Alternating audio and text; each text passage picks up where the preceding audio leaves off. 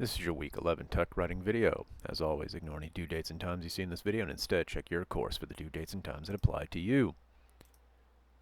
If you're watching this video, you're going to find this week very easy. It's the people who skip the videos that are going to struggle this week and do a lot of extra work unnecessarily. So hang in there, no matter how boring this one gets. You're watching the weekly video lesson now, so good for you. Alright, next.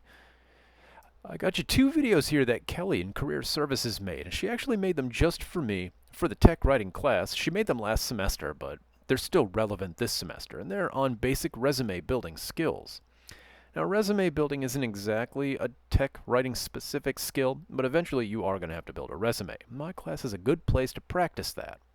So, we're going to do that this week. Kelly also provided two example resumes. These are professional resumes, so go ahead and look those over so you can get an idea of what a professional resume should look like. And then we've got a discussion forum this week that's going to look very daunting on the surface, especially if you don't have extensive work or volunteer experience. But you're listening to this video, so I'm going to give you a tip. It's not really about the resume you post. It's about watching Kelly's videos and understanding how to follow basic instructions. You'll see what I mean in a moment. If you are interested in building a tight resume, I've given you an optional task here.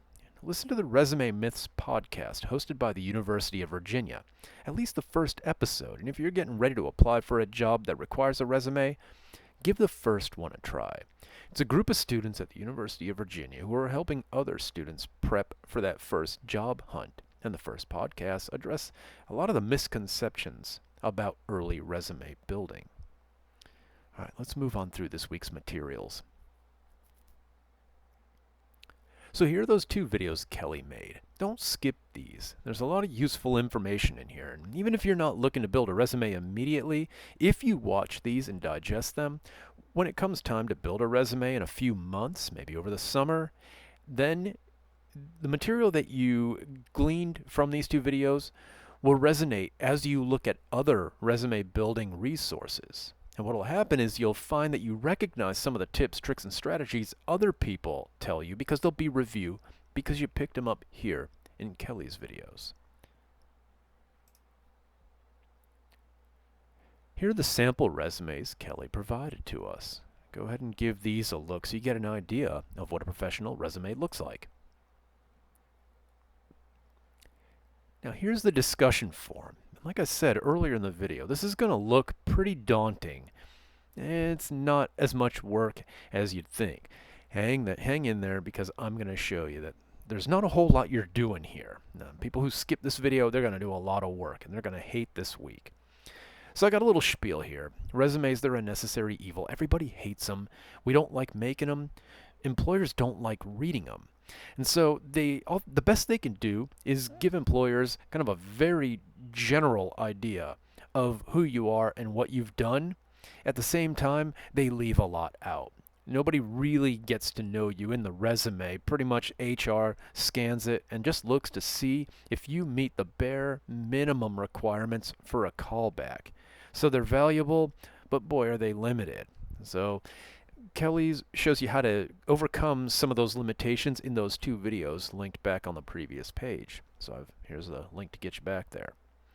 So for this week, you're kind of going to apply what we did last week where we practiced learning a little bit about what the tech writing industry is looking for in terms of new tech writers.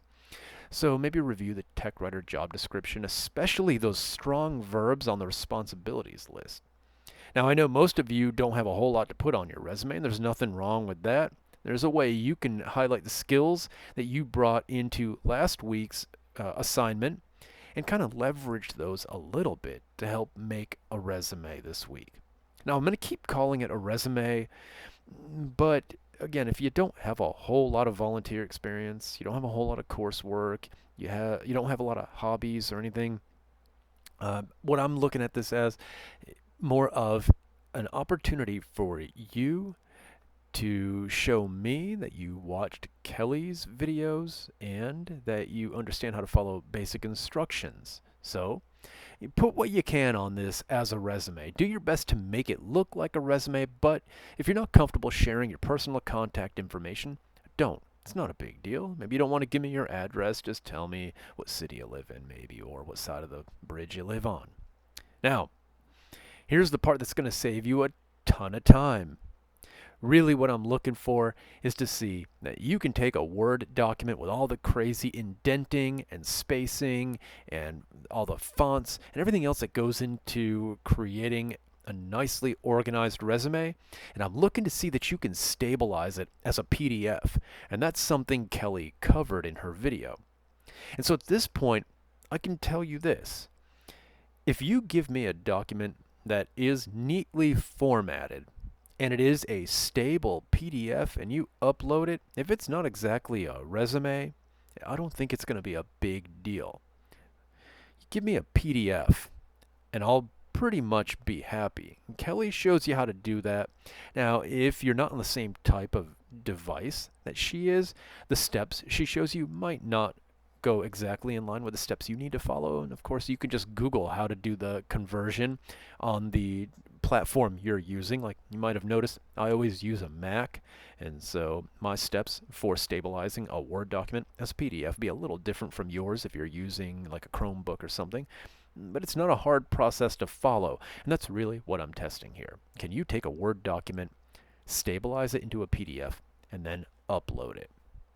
You get me a PDF up here, and you're going to get your points. Take a look at the rubric. Most people who don't watch my videos don't look at my rubrics anyway. You submitted a resume as a PDF, or you did not submit a resume as a PDF. Really, I'm just looking to see that you can submit a file that was a Word document and then was saved as a PDF. That's all. If you can get that in here, you'll get your point. And that's it for this week. Here's the University of Virginia resume help page, and that one's optional. I recommend you take a look at it, especially if you're going to be in the market for a new job anytime soon. Okay, so if you have any questions about anything I covered in this week's video, go ahead and shoot me an email here in Brightspace, and I will do my best to clarify.